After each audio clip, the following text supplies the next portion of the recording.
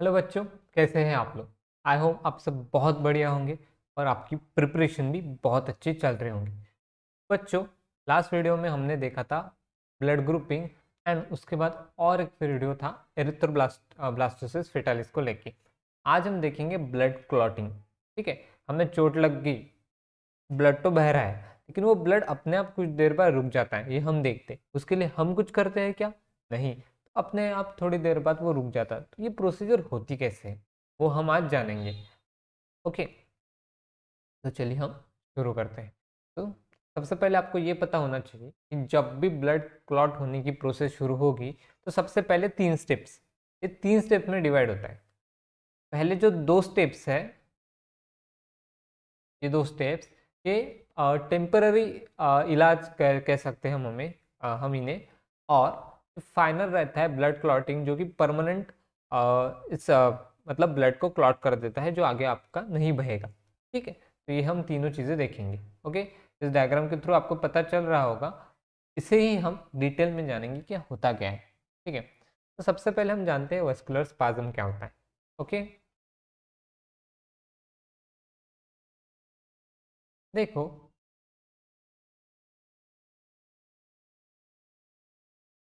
ये है आपकी नॉर्मल ब्लड वेसल। ओके, इससे ये ब्लड फ्लो हो रहा है। अब क्या हुआ, आपको हो गई इंजरी और ये ब्लड वेसल हो गई यहाँ से ब्रेक। ठीक है, तो क्या होगा, ब्लड ऐसे ऐसे बाहर आ जाएगा। ओके, अब ब्लड बाहर आने लगा तो सबसे पहले क्या होगा, वैस्कुलर स्पाज्म होगा। इसका मतलब क्या होता है, ये जो डायमीटर है ब्लड वेसल की, जहाँ चोट लगी है उसका थोड़ा पहले ये अपना डायमीटर कम कर लेगा। ये जो वेसल है अपना डायमीटर कम कर लेगा। फॉर एग्जांपल, सपोज आपको यहाँ पे चोट लगी है और यहाँ से ऐसे ब्लड जा रहा है, तो ये यहाँ से ऐसे कम हो जाएगी। ओके, बाकी का ऐसे, समझा। सबसे पहले क्या होगा, जहाँ पे चोट लगी है उसके थोड़े पहले वो अपना डायमीटर कम कर लेगा। उसका रीज़न क्या है, ताकि वहाँ से ज़्यादा ब्लड फ्लो ना हो। कम ब्लड फ्लो होगा तो क्या होगा, कम ब्लड बाहर भी जाएगा। ठीक है, लॉजिकल है। जैसे हम यहाँ पे देख सकते हैं, जहाँ इंजरी हो रही है, देखो यहाँ पे जो डायमीटर वो ज़्यादा है, यहाँ पे जो डायमीटर है वो कम है। तो जहाँ इंजरी हो रही है वहाँ का क्या होता है, डायमीटर कम होता है। डायमीटर कम होने को क्या कहते हैं, तो वासो कॉन्स्ट्रिक्शन कहते हैं। ठीक है, तो ये किसका काम है, इस प्रोसेस को क्या कहते हैं, वैस्कुलर स्पाज्म कहते हैं। क्या कहते हैं प्रोसेस को, वैस्कुलर स्पाज्म। समझा, सिंपल है। जहाँ से खून बह रहा है उसके थोड़े पहले डायमीटर कम कर देना, इसे कहते हैं वैस्कुलर स्पाज्म। ओके, सेकंड देखते हैं, प्लेटलेट प्लग फॉर्मेशन। अब क्या हुआ, ये आपको यहाँ पे चोट लगी थी, ऐसे ऐसे खून बह रहा है, ठीक बाहर। सेकंड स्टेप में इसने क्या किया, डायमीटर कम कर लिया, ऐसे करके यहाँ से ब्लड कम जा रहा है, अब ज़्यादा नहीं जा रहा है, कम जा रहा है। ठीक है, नेक्स्ट स्टेप में क्या करेगा, जहाँ से ब्लड जा रहा था यहाँ पे ऐसे प्लेटलेट जमा हो जाएगी, बहुत सारे प्लेटलेट जमा हो जाएगी। जैसे आपको यहाँ पे दिख रहा है, जहाँ से ब्लड जा रहा है वहाँ पे क्या हो रहा है, प्लेटलेट्स आके जमा हो रहे हैं, एक प्लग फॉर्म कर रही है। प्लेटलेट आ रही है और जमा हो जा रही है, एक प्लग फॉर्मेशन। इसके पीछे का रीज़न ऐसा है कि जितनी प्लेटलेट वहाँ पे जमा होगी, एक तरह से उसको सील कर रही है। क्या कर रही है, सील, किसको, वेसल को, ताकि ब्लड और बाहर ना जा सके। ठीक है, बट मैंने जैसे बोला था ये टेम्पररी इलाज है, परमानेंट नहीं। अब इसके आगे क्या होता है, इसके आगे प्रॉपर होती है ब्लड क्लॉटिंग। देखो, सबसे पहले हमने देखा कि इसने क्या किया, पहले ये कम कर लिया डायमीटर। ओके, फिर क्या किया, तो यहाँ यहाँ पे ऐसे प्लेटलेट जमा हो गई ताकि ब्लड और ना निकल सके। ओके, फिर क्या हुआ, ये जो जगह है यहाँ पे ऐसा नेटलेक स्ट्रक्चर बन जाता है। ओके, और ये नेटलेक स्ट्रक्चर में जो ब्लड सेल है वैसे अटक जाती।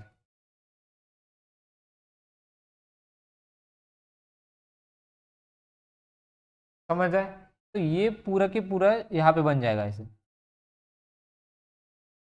ओके, और ये वेसल आपके नीचे से रिपेयर हो जाएगी, कंप्लीट रिपेयर हो जाएगी वेसल। अब कंप्लीट रिपेयर हो गई तो अब खुल जाएगा क्या बाहर, ब्लड फ्लो होगा क्या? नहीं, अब नहीं होगा। तो ये 3 स्टेप्स है, समझ में आ रहा है? जैसे कि डायग्राम में दिखाया गया है, यहाँ पे क्या फॉर्म हो रहा है, तो यहाँ पे एक नेट लाइक स्ट्रक्चर फॉर्म हो रहा है, और उसके नीचे से एक वेसल फिर से तैयार हो रही है। वेसल तैयार होने की वजह से अब ब्लड फ्लो नहीं होगा। समझ में आया? सिंपल है, तीनों स्टेप समझ में आई। सबसे पहले वैस्कुलर प्लाज्म में क्या होगा, तो डायमीटर कम हो जाएगी वेसल की ताकि ज़्यादा ब्लड फ्लो ना हो। सेकंड, इसमें क्या हो जाएगा, वहाँ पे प्लेटलेट आके जमा हो जाएगी। और थर्ड स्टेप में क्या, तो ऐसा नेट लाइक स्ट्रक्चर बन जाएगा जिससे वो वेसल रिपेयर हो जाएगी और ब्लड फ्लो होना बंद हो जाएगा। ठीक है, ये 3 स्टेप मेन है। अब ये ब्लड क्लॉटिंग में होता क्या है, एग्जैक्ट क्या है, मतलब डिटेल प्रोसेस जाननी पड़ेगी। तो देखो, इसमें ना 13 प्रोटीन काम करते हैं। कितने? 13 प्रोटीन, या फिर आप क्लोटिंग फैक्टर भी कह सकते हैं। 13 प्रोटीन या फिर क्लॉटिंग फैक्टर। ओके, तो इतनी चीज़ें काम में आती, कितनी? 13। उसमें से अगर मैं बात करूं तो जो 13 नंबर का है, 13 नंबर का, ये आपको याद रखना है। देखो, जो फैक्टर 13 है एंड फैक्टर जो थर्ड है, वो क्या करती है, प्लेटलेट सिक्रेट करती है। कौन सिक्रेट करता है? प्लेटलेट। और बाकी के जो रिमेनिंग है वो कौन सिक्रेट करते हैं? लीवर। ठीक है, ये आपको याद रखना है। जो थर्ड है, जो फैक्टर थर्ड नंबर पे है, जैसे कि थ्रोम्बोप्लास्टिन, और जो 13 है जैसे कि फाइब्रिन स्टेबलाइजिंग फैक्टर, ये दोनों कौन सिक्रेट करता है? तो प्लेटलेट सिक्रेट करती है। ओके, और बाकी के जितने भी हैं वो लीवर सिक्रेट करता है। समझ में आया? ये पूछ सकते हैं कि कौन कौन से फैक्टर प्लेटलेट सिक्रेट करता है। ओके, इतना समझा? ये सारे के सारे क्लॉटिंग फैक्टर बहुत काम के हैं, बहुत काम में आने वाले। ओके, इसके साथ साथ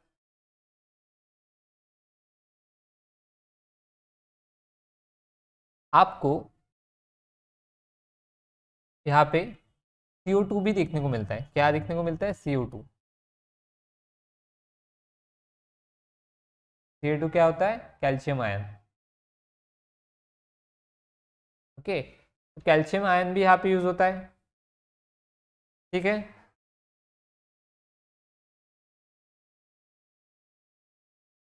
इस कैल्शियम आयन के बिना ये प्रोसेस इनकम्प्लीट है, ये कंप्लीट ही नहीं हो सकते। हर एक स्टेप में आपको कैल्शियम ऐड करना ही पड़ेगा। समझ में आया?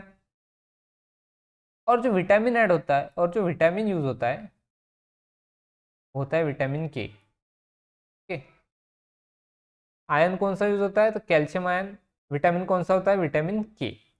ये चारों चीज़ें पूछी जाती है। ओके, समझ में आया इतना? और आपको ये नाम भी याद रखने हैं। फैक्टर थर्ड कौन सा है और फैक्टर 13 कौन सा है, ये नाम आपको याद रखने हैं। बाकी के भी नाम आपको याद रख। देखो, यहाँ पे कैल्शियम आयन भी लिखा हुआ है और पोटेशियम नहीं दिया हुआ, लेकिन potassium as a vitamin use होता है। ओके, अब हम देखते हैं ब्लड क्लॉटिंग होती है 2 टाइप की, मतलब 2 पाथवे होते हैं ब्लड क्लॉटिंग के। प्रोसीजर सेम है, पाथवे अलग अलग। एक्सट्रिंसिक पाथवे और इंट्रिंसिक पाथवे। अभी होता कहाँ सॉरी, होता कहाँ पे है? देखो, सपोज ये ब्लड वेसल है, ऐसे ब्लड फ्लो हो रहा है, और इसको लग के कुछ टिश्यू होंगे। ठीक है, कुछ टिश्यू है। क्या है? टिश्यू। अगर ये टिश्यू में रप्चर है, डैमेज इन टिश्यू, कहाँ पे डैमेज है, डैमेज इन टिश्यू, तो उसे कहते हैं एक्सट्रिंसिक पाथवे। क्या कहते हैं, एक्सट्रिंसिक, एक्सटर्नल एरिया पे है ना। देखो ये टिश्यू ब्लड वेसल के बाहर है, मतलब एक्सटर्नल जगह पे, इसलिए उसे कहते हैं एक्सट्रिंसिक पाथवे। ठीक है, अब ये ब्लड वेसल है, इसके अंदर आपको एक लेयर मिलती है। ओके, अगर ये लेयर ब्रेक हो जाती है, क्या ब्रेक हो जाता है, लेयर, लेयर का नाम क्या है, देखो बता दो आपको, अभी ये देखो, इसे कहते हैं एंडोथेलियम लेयर। क्या कहते हैं, एंडोथेलियम लेयर। समझा, अगर ये अंदर की लेयर डैमेज हो जाए, कौन सी लेयर थी, endothelium layer, endothelium layer,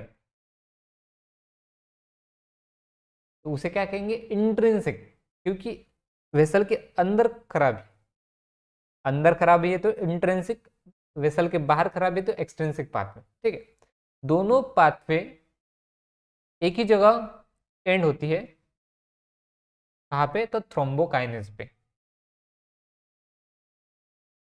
thrombokinase पे।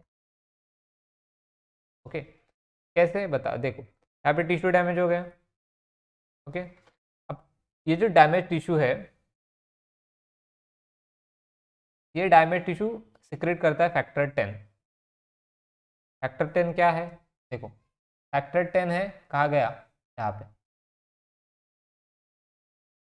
दिख रहा है फैक्टर 10। ये फैक्टर 10 क्या करता है, तो थ्रोम्बोकाइनेस को सिक्रेट करता है।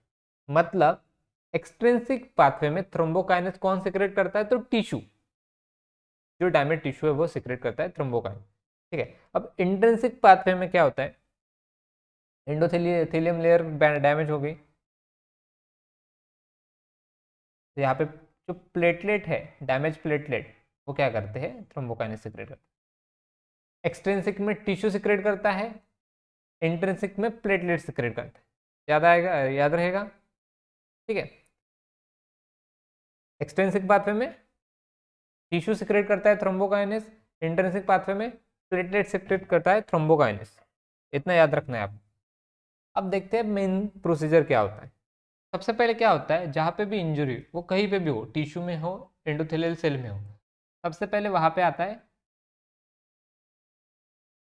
थ्रोम्बोप्लास्टिन। क्या आता है, थ्रोम्बोप्लास्टिन। ठीक है, ये क्या करता है,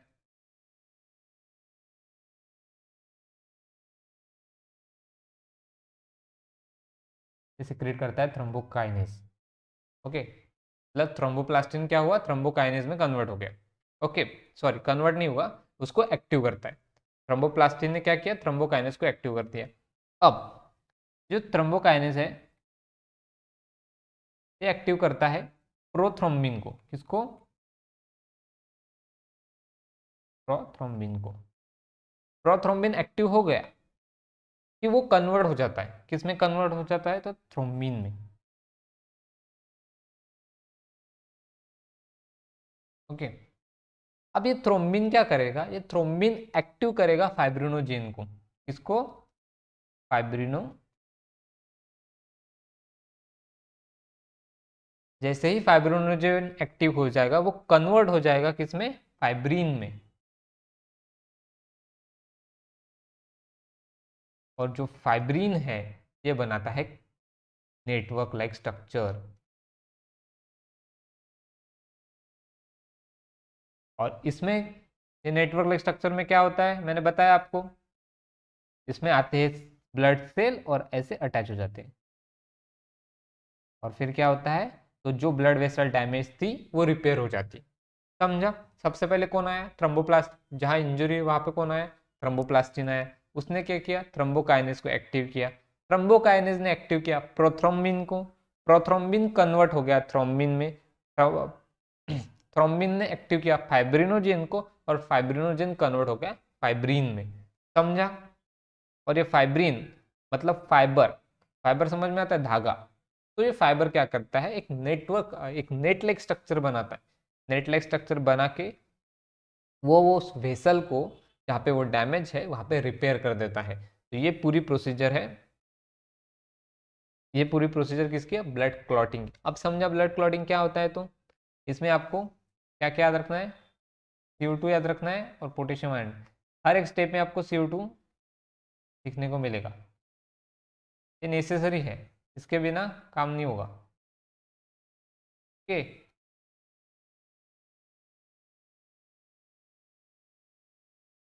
समझ में आया?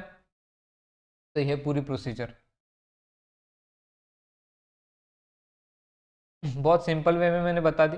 अगर फिर भी आपको कोई डाउट हो ज़रूर कमेंट कीजिएगा, मैं और कुछ बता दूंगा। ठीक है, इतना समझ में आ गया?